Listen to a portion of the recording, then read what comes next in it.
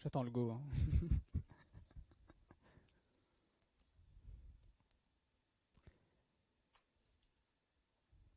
C'est bon, tu m'entends? Parfait. Bonjour à tous, je me présente, je suis Mickaël, je travaille chez Xebia, je suis développeur Android comme la plupart des gens ici je pense. Aujourd'hui on va faire un talk qui s'appelle Sécuriser ses appels réseau sous Android de 2009 à 2019. Et pour ça on va commencer par un petit aperçu d'une étude on va dire très sommaire que j'ai pu faire sur le Play Store. Donc en fait, en naviguant dans les applis du top du Play Store, je suis tombé sur des applications qu'a priori vous avez toutes et tous sur vos téléphones ou les équivalents. Du Netflix, du WhatsApp, Outlook, Doctolib, Crédit Agricole, Assurance Maladie. Et en fait, à partir de ces informations d'applications populaires, en fait, on peut se poser des questions, on peut se dire, bah, un des points communs qu'il y a avec toutes ces applications et le sujet du talk d'aujourd'hui, c'est les informations privées qu'on peut avoir. Donc en fait, généralement, sur Netflix, bon, c'est mon cas, c'est pas forcément une bonne chose, mais c'est le mot de passe que je peux coller un peu partout si j'utilise pas de gestionnaire de mot de passe. Sur WhatsApp, on va retrouver mes messages privés, mes photos. Bon, toutes ces infos, hein, c'est des choses que vous n'avez pas forcément envie que ça circule. Outlook, bon, ça peut être les données de la boîte, ça peut être du Gmail ou de l'équivalent. Doctolib, bon, c'est assez franco-français, mais bon, les données des dossiers médicaux, vos rendez-vous, si ça fuite, c'est pas super. On peut continuer sur tout ce qui est banque, Crédit Agricole, Crédit Mutuel et BNP, n'importe laquelle. En tout cas, vos données bancaires, a priori, sur votre téléphone, vous avez à un moment tapé votre identifiant, un mot de passe. Des fois, on vous le redemande, c'est mieux, mais quand même, c'est pas forcément le genre de données que vous voulez voir fuiter. Et tout ce qui va être type Amélie, assurance maladie, là, c'est carrément des données gouvernementales. Et donc, dans certains pays, en France, ça va, on n'est pas trop sujet à ça, mais dans certains pays, si vous faites voler votre numéro de sécurité sociale, ça devient un enfer en fait. On vole votre identité complètement et tout devient compliqué. Et en fait, toutes ces applications-là, bah, vous les avez, je les ai. Et en fait, en France, dans le monde, tout le monde a ça sur son téléphone aujourd'hui.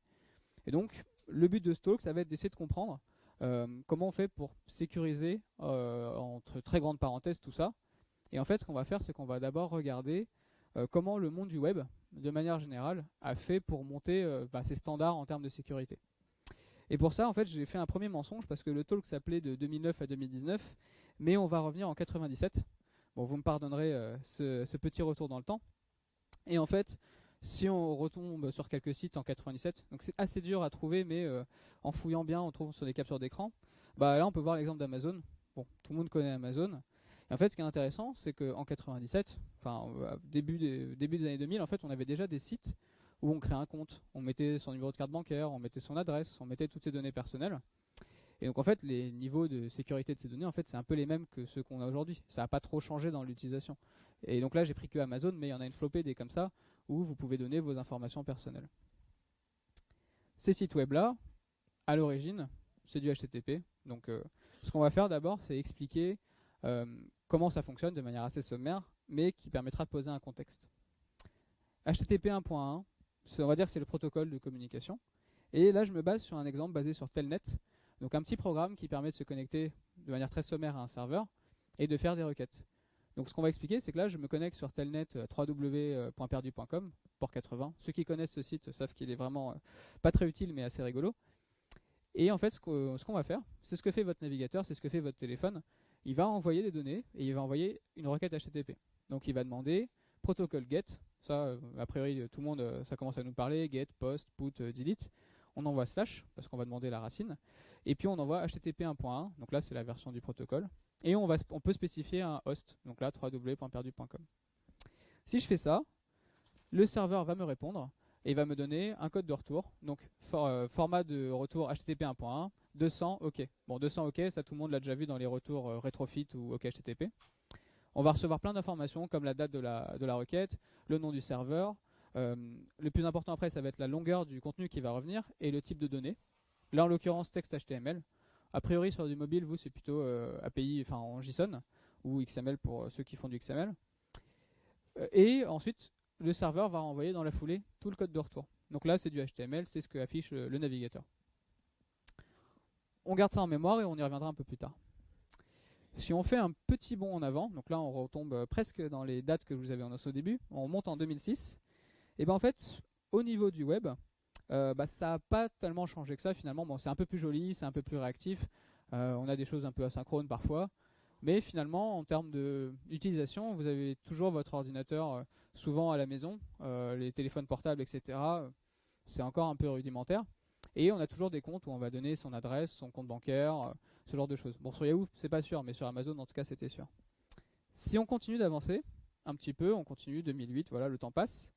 Un fait un peu intéressant, c'est Gmail, donc, qui était sorti pas très longtemps avant, hein, pour ceux qui se rappellent, sur invitation. En fait, Gmail, de base, était disponible en HTTP, comme les trois quarts des sites. Et il propose une option activable, donc bien une option, hein, c'est bien ce que j'ai dit, qui permet d'activer HTTPS de base. Ça veut dire qu'en fait, il y a une époque, que peut-être certains n'ont pas forcément connue, où de base on disait bon bah HTTPS et en plus c'est pas très grave, navigue en HTTP et si tu le veux peut-être au fin fond des réglages de Gmail, HTTPS est disponible. Si on continue dans l'article, en fait ils expliquent ça pourquoi, c'est a priori si vous naviguez pas dans des Starbucks, des McDo, etc., vous avez sans doute pas besoin de HTTPS, c'est pas quelque chose de si essentiel que ça. Donc on isolait quand même déjà des cas assez spécifiques d'utilisation du HTTPS. Et pour finir, il disait bon si tu actives HTTPS, c'est facile, nous on rajoutera juste, on redirige vers la bonne page et puis voilà. Donc ce qu'il faut retenir de ça, c'est qu'il y a un moment, forcément, HTTP et HTTPS c'est pas passé d'un coup, du jour au lendemain. C'était une option et puis on va voir jusqu'à quand ça se propage. Si on avance un petit peu, et là c'est bon, on retombe dans les dates que j'ai annoncées, donc on est content. 2009, pour ceux qui l'ont connu, page d'accueil de Google France, nouveau, le téléphone HTC Magic est maintenant disponible, en savoir plus. Et en fait, pour ceux qui ont vécu cette transition, qui ça rappelle des bons souvenirs, en vrai, même si c'est un peu ancien, c'était quand même des très bons souvenirs. En fait, il y a eu une transformation de la manière de consommer l'information. Avant, 99% du temps, on était sur un PC au travail ou à la maison. On avait quelques laptops, mais c'était pas forcément aussi répandu qu'aujourd'hui. En tout cas, tous les étudiants n'avaient pas forcément un laptop. Et en fait, l'apparition de téléphones un peu plus élaborés que ceux qu'on avait avant fait que maintenant, on cherche tous du Wi-Fi. Parce qu'on n'avait pas les forfaits qu'on a aujourd'hui. Et donc, chercher du Wi-Fi, ça change. Du coup, c'est-à-dire qu'on est forcément, à 99% du temps, quand on est dehors, on est sur un Wi-Fi public. Un Wi-Fi de café, un Wi-Fi de restaurant, d'aéroport. Et donc, forcément, en interne, ce genre de changement de connexion, ça va mener l'industrie à passer vers du HTTPS. Et donc, une question qu'on peut se poser, c'est, en vrai, et pourquoi HTTPS c'est si important? Est-ce que c'est vraiment dur de voir ce qui se passe quand on fait du HTTP? Bon, ça tombe bien, je vais répondre à cette question. On va prendre un des vecteurs d'attaque les plus populaires qui permet de répondre est-ce que c'est facile ou pas d'intercepter du trafic.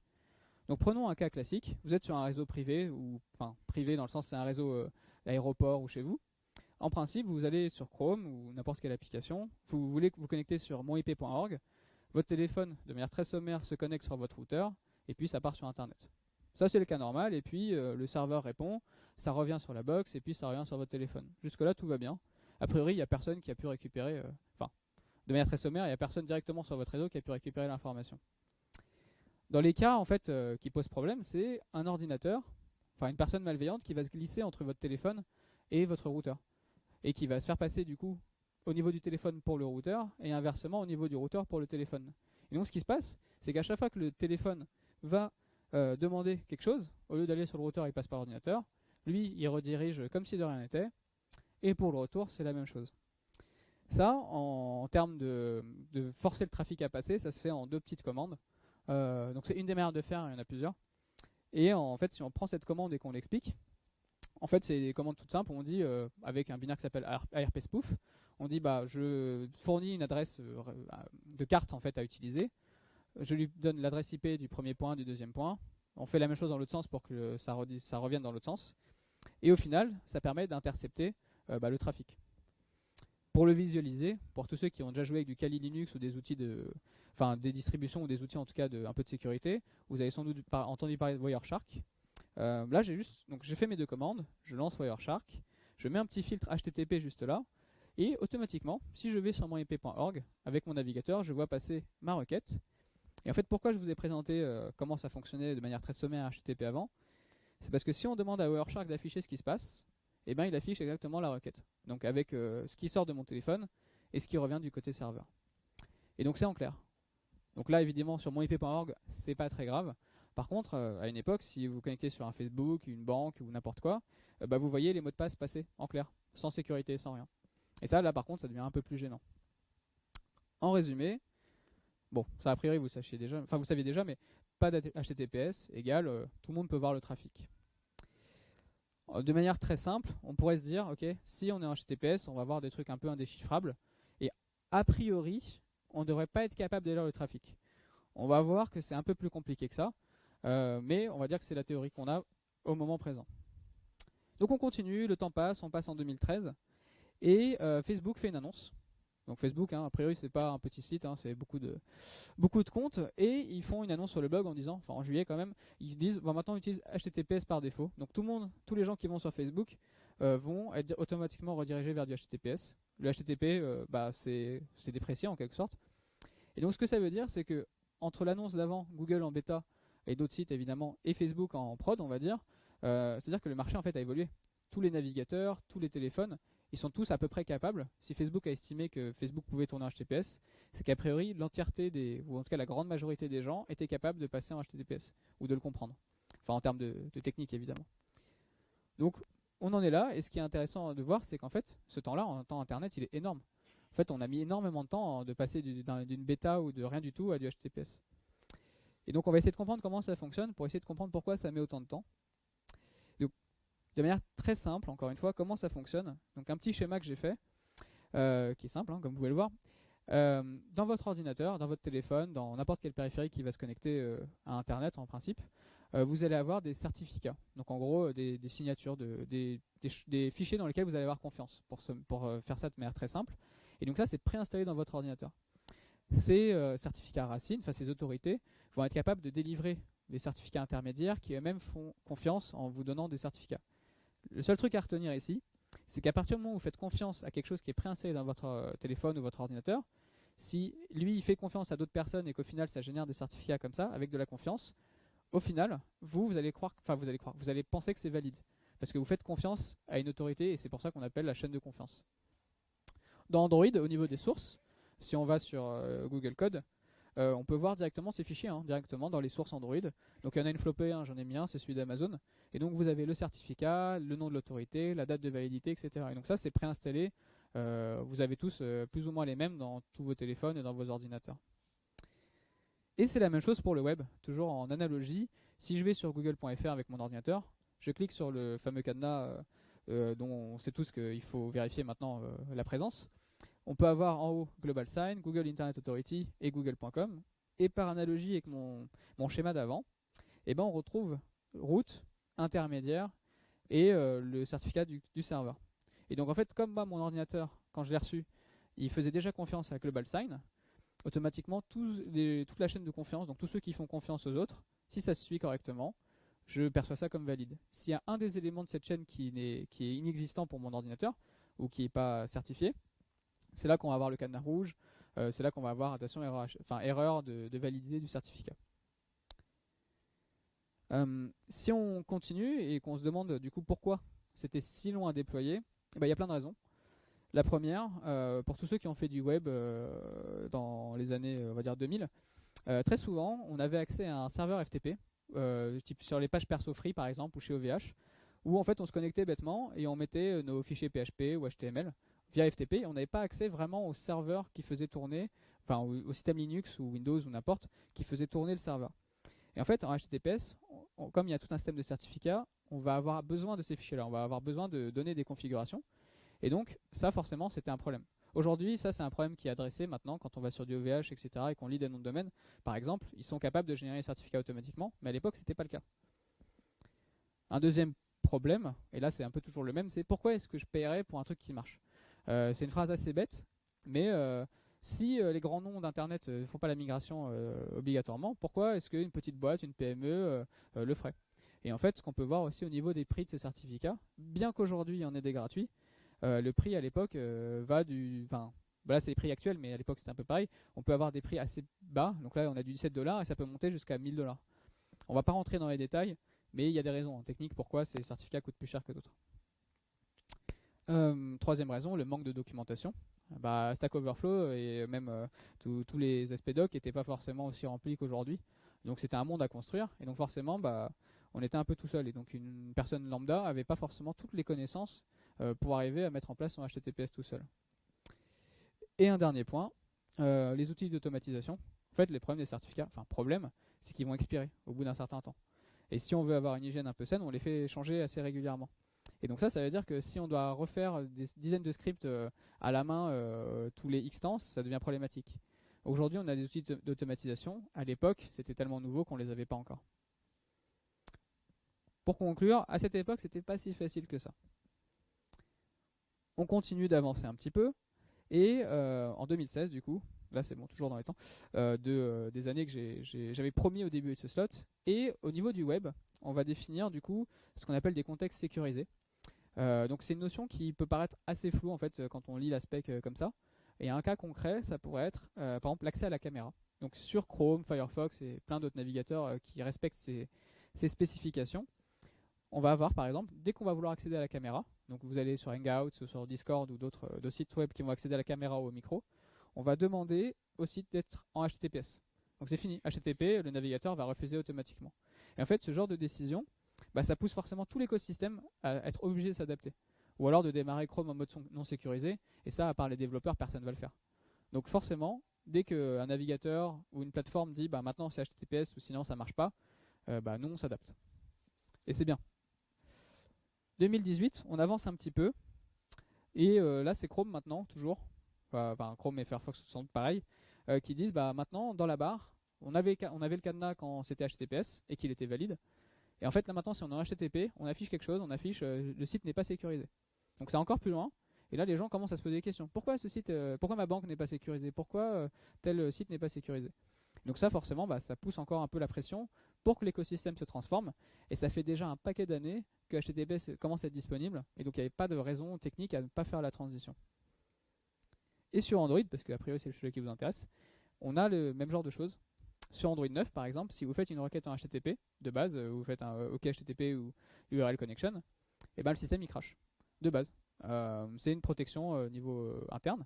Et en fait, si vous voulez qu'HTTP passe, il faut soit modifier un tag dans le manifeste, soit rajouter une conf au niveau du réseau tout simplement.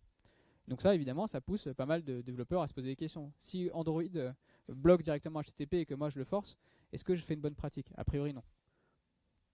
On avance un petit peu, du coup. Est-ce que en 2018, bon maintenant 2019, mais dans les stades, on en est en 2018, est-ce que c'est facile de passer à HTTPS? La réponse, c'est oui. Puisque maintenant, on commence à avoir les outils. Et du coup, on a des autorités de certification, comme Let's Encrypt par exemple, qui fournissent gratuitement, de manière automatisée, des moyens de générer du certificat. Donc l'excuse avant de dire j'avais pas les outils, c'était payant, c'était long, ça saute. Est-ce que ça va résoudre tous les problèmes de sécurité? La réponse c'est non. C'est dommage, sinon le talk serait déjà fini. Et donc en fait, je vais prendre deux exemples de l'actualité qui montrent qu'en fait, toute cette chaîne de certificats, tout ce que je vous ai expliqué avant, c'est bien, mais ça ne suffit pas. Pourquoi ça ne suffit pas? Parce que typiquement sur le blog de Mozilla en 2015, donc on est revenu un peu en arrière, en 2015, ils ont remarqué qu'un certificat intermédiaire, donc vous voyez, moi je faisais confiance au certificat Racine, le serveur m'a envoyé un certificat final, et entre les deux, il y avait une couche. Ils ont remarqué qu'il y avait des autorités de certification, donc ces gens qui génèrent ces certificats, qui avaient un peu abusé, on va dire, de leurs droits, qui avaient le droit du coup de créer ces certificats et qui s'en servaient pour vérifier du trafic qui passe. Donc en fait, vous en rendez pas compte, puisque vous faites confiance à une autorité, et on vous dit que tout va bien, mais en fait finalement votre trafic, c'est comme si on était en HTTP, tout passe en clair. Bon là en l'occurrence c'est un truc gouvernemental chinois, donc on va dire que c'est un peu le troll sur internet, mais on verra plus tard qu'en fait c'est pas que en Chine que ça se passe ce genre de choses. Et donc ce que je vous expliquais, c'est vous faites confiance à une autorité Racine, très bien, tout va bien, sauf que l'autorité entre les deux est compromise. Et vous recevez un certificat qui va être valide, mais qui en fait va être déchiffrable par les gens qui émettent ces certificats. Et donc ce que ça veut dire, c'est que eux, au final, dans des outils type Wireshark, etc., ils peuvent voir les choses en clair. Je vous ai dit que c'était pas que la Chine, parce que souvent on troll un peu, etc. Mais en fait, en France, pareil. En 2013, chez nous, l'ANSSI, Google a détecté que l'ANSSI avait généré des certificats, un peu de la même manière, en mode test. On ne sait pas trop pourquoi, bon, c'est pas trop le sujet, mais ce que ça veut dire, c'est que c'est mondial en fait, ce genre de problème. Et donc, ce que ça met en question, c'est est-ce que toute cette histoire de chaîne de sécurité, finalement, elle est fiable? Si moi je fais confiance, mais qu'en fait on abuse de ma confiance, finalement ça pose d'autres problématiques. Est-ce que c'est possible en Android? Oui. Bon, on aurait voulu que ce soit non, mais la réponse c'est oui. Typiquement, quand vous débuguez une application, je ne sais pas parmi vous s'il y en a qui utilisent du Charles ou Burp ou d'autres types de proxy, en tout cas pour faire de l'analyse de trafic. Si donc en fait la situation, ce qui est marrant, c'est que tout à l'heure on forçait le trafic à passer par l'ordinateur. Là, vous le faites intentionnellement. Aussi, vous prenez votre téléphone, vous mettez HTTP proxy, mon ordinateur, et lui va être capable d'intercepter le trafic. Si jamais vous voulez que Charles puisse déchiffrer du HTTPS, ce que vous faites, c'est que vous injectez un certificat racine dans votre téléphone. Comme ça, les appels seront considérés comme valides. Donc là, je mets compromis, mais c'est vous, en l'occurrence, c'est vous les développeurs. Mais techniquement, c'est exactement la même chose que de faire confiance à une autorité malicieuse. Il y a une protection qui est apparue sur Android quand même contre ça, à partir d'Android N. En fait, ces certificats qu'on rajoute dans le téléphone, à partir d'Android N, en fait, ils sont plus valides pour toutes les applications. Si vous voulez vous utiliser un certificat, il faut rajouter un tag dans le manifeste pour dire « Fais confiance aux certificats qui ont été rajoutés a posteriori par l'utilisateur ». Donc si vous prenez une application lambda et que vous avez quand même un certificat préinstallé, ça ne marchera pas. Évidemment, y a toujours, c'est un peu la sécurité, c'est toujours le jeu du chat et de la souris. Et en fait, pour tous ceux qui ont un téléphone root, avec des droits super administrateurs et qui connaissent par exemple Magisk, il y a un module qui s'appelle Magisk Trust User Certification, certes, qui va permettre automatiquement, dès qu'on installe un certificat utilisateur, de faire sauter la vérification que je vous ai présentée juste avant. Est-ce que vous pouvez faire quelque chose par rapport à tous ces problèmes-là? Eh ben, vous pouvez vous dire, ok, je ne peux pas faire confiance à n'importe qui, je ne peux pas faire confiance à ce qui est préinstallé sur mon téléphone. Est-ce que je peux du coup créer moi-même mon système de certificat et valider moi-même qui génère? La réponse c'est oui. Donc l'idée c'est, on va générer nous-mêmes le certificat racine, faire un système de certification intermédiaire et le système final. Et en fait, est-ce qu'on peut vraiment s'en servir en fait en production? Il y a plusieurs réponses. Est-ce que vous pouvez vous en servir? Non. Grande réponse si vous voulez utiliser ce genre de certificat sur Internet, sur du navigateur par exemple. Parce qu'en fait, quand vous accédez depuis Chrome à une page web, le certificat que vous avez généré, il ne fait pas partie de la liste des certificats de base dans l'ordinateur de la personne. Donc là, forcément, erreur de sécurité, ça va dire non. Si par contre vous êtes administrateur du parc informatique et vous pouvez forcer des certificats, là ça marchera. Par contre, sur du mobile, oui, on peut. Pourquoi? Parce qu'en fait, comme c'est nous qui créons l'application, on peut très bien dire je veux que maintenant ce certificat soit valide au niveau de l'application. Au niveau du système, forcément, on n'aura pas la main, mais au niveau de l'application, on pourra le faire. Et pour tous ceux qui utilisent du OkHTTP et du Retrofit, par exemple, un exemple assez simple, ça pourrait être ça avec du certificat de pinner. Donc en fait, typiquement ici, dans cette lib, on peut dire je veux valider un nom de serveur, donc api.github.com. Je donne la clé qui est censée arriver en format SHA-256 et automatiquement la bibliothèque va considérer uniquement ce certificat comme étant valide. Donc en fait ce qu'on fait, c'est qu'on fait du SSL pinning. Donc si vous avez déjà entendu ce terme, c'est exactement ça. Et au niveau de la doc Android, en fait ça ressemble à ça. On dit avant, on faisait confiance à tous les certificats qui étaient installés sur le téléphone. Et maintenant on se dit en fait on peut plus trop leur faire confiance. Donc on va faire confiance uniquement aux certificats qui sont préinstallés dans l'application. Donc ça ajoute une couche de sécurité parce qu'a priori c'est vous qui êtes maître de cette chaîne-là. Donc est-ce qu'on peut le faire? Et est-ce qu'il faut faire du certificat de pinning? A priori oui, pour tous les avantages que je vous ai donnés. Par contre, ce qu'il ne faut pas oublier de faire, c'est d'être capable de gérer correctement la rotation des certificats. Parce que vos certificats, ils vont changer. Et sur Android, les gens ne mettent pas toujours à jour les applications. Ça, vous l'avez déjà vu. Et donc forcément, si c'est mal fait, il pourrait y avoir des gens qui ont une vieille version de l'application et que ça ne marche pas avec votre nouveau certificat. Est-ce que ça répond à toutes les problématiques de sécurité? Encore une fois, malheureusement, la réponse c'est non. Parce qu'en fait, il y a d'autres problèmes. Il n'y a pas que cet aspect très technique. Il y a deux autres problèmes majeurs. Il y en a un, ça va être le social engineering. Donc en fait, social engineering, pour ceux qui ne connaissent pas, c'est en fait, on va essayer de compromettre un device en abusant de la confiance des gens. Un très bon exemple, assez récent, c'est Fortnite sur Android. Fortnite, a priori, au début, n'était pas disponible sur le Play Store. Je ne sais pas s'il l'est, mais en tout cas, il ne l'était pas. Et donc, il y a eu des dizaines et des dizaines de faux tweets, de pubs, en disant « Regarde, la bêta de Fortnite est là, c'est génial, installe-la ». Et en fait, ce qu'on faisait, c'est en fait, on fait installer des APK vérolés ou qui ont de la pub à des utilisateurs qui n'ont pas forcément la connaissance des problématiques d'installation de choses externes. Et en fait, quand on installe un APK comme ça qui vient de l'extérieur, on ne sait pas ce qu'il fait. Peut-être qu'il peut utiliser une faille de sécurité, peut-être qu'il peut ajouter un certificat, peut-être qu'il peut faire... En fait, on ne sait pas ce qu'il fait. Et donc, ce genre de choses, si vous commencez à distribuer des applications hors Play Store, il faut bien éduquer les utilisateurs et s'assurer qu'il télécharge bien par les bons canaux. Parce que sinon, vous pouvez vous embêter à faire toutes vos sécurités. Si les gens installent des trucs qui viennent de nulle part, bah, ça peut mettre à mal les données de vos applications. De quoi on pourrait avoir peur d'autre? On pourrait aussi avoir peur du reverse engineering.